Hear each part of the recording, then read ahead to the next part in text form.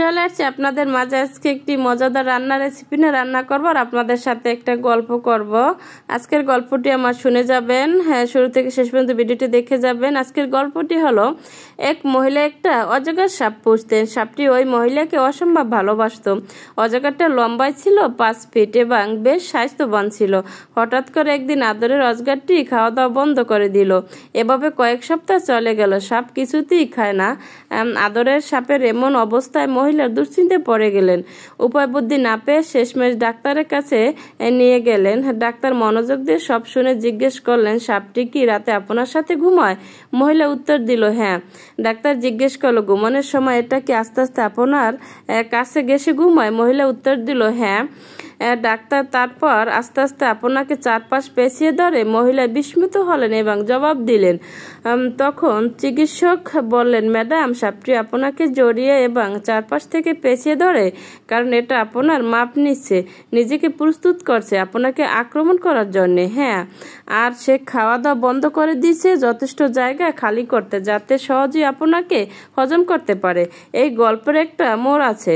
আপনার চারপাশে হয়তো এমন অনেকে আছে যাদের আপনি কাছের মানুষ ভাবেন, যাদেরকে দেখে মনে আপনার তারা অসম্ভব ভালোবাসে, কিন্তু আপনি জানেন না আপনার ক্ষতি তাদের প্রধান উদ্দেশ্য ছিল। আমাদের সমাজে এমন সাপের অভাব নেই। তো আমার গল্পটি কেমন হয়েছে আপনারা অবশ্যই কমেন্ট করে জানাবেন। কথাগুলো একটু যদি অন্যরকম শুনেন, এটাই বাস্তব সত্যি কথা। আমাদের সমাজে দেখবেন কিছু লোক আছে আপনাকে এত ভালোবাসা দেখাবে আপনি কল্পনা করতে পারবেন না যে এটা তার নাটক।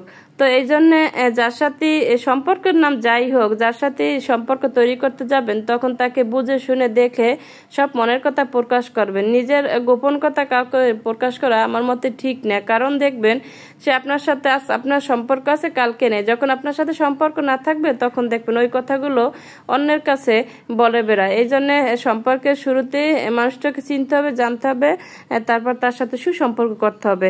দেখবেন আপন মানুষেরা স্বার্থে আঘাত লাগলে দেখবেন আপনাকে তখন আঘাত দিয়ে কথা বলবে, তখন আর ওই সম্পর্কের কথা 1 সেকেন্ডের জন্য মনে রাখবে না যে আপনার সাথে তার সাথে ভালো একটা সম্পর্ক আছে। ঠিক আছে, তো এই জন্য যার যার সাথে চলাফেরা করেন, যে যার সাথে চলাফেরা করেন কখনো মনের কথা বলবেন না, কাউকে অন্ধবিশ্বাস করবেন না। অন্ধবিশ্বাস যাকে করবেন সে আপনাকে ঠকায়। বর্তমান যুগে যার উপকার করবেন সে আপনাকে ক্ষতি করবে, এটাই কিন্তু স্বাভাবিক। তো কথা বলতে বলতে কিন্তু আমার রান্নার রেসিপি আজকে কি কি রান্না করলাম জাস্ট আপনাদের সাথে একটু শেয়ার করলাম। তো আমার রান্না বান্নাগুলো কেমন হয়েছে অবশ্যই কমেন্ট করে জানাবেন। গল্পটি কেমন লাগছে আপনাদের কাছে, আর সবার দাওয়াত রইল আমার বাসায় চলে আসবেন।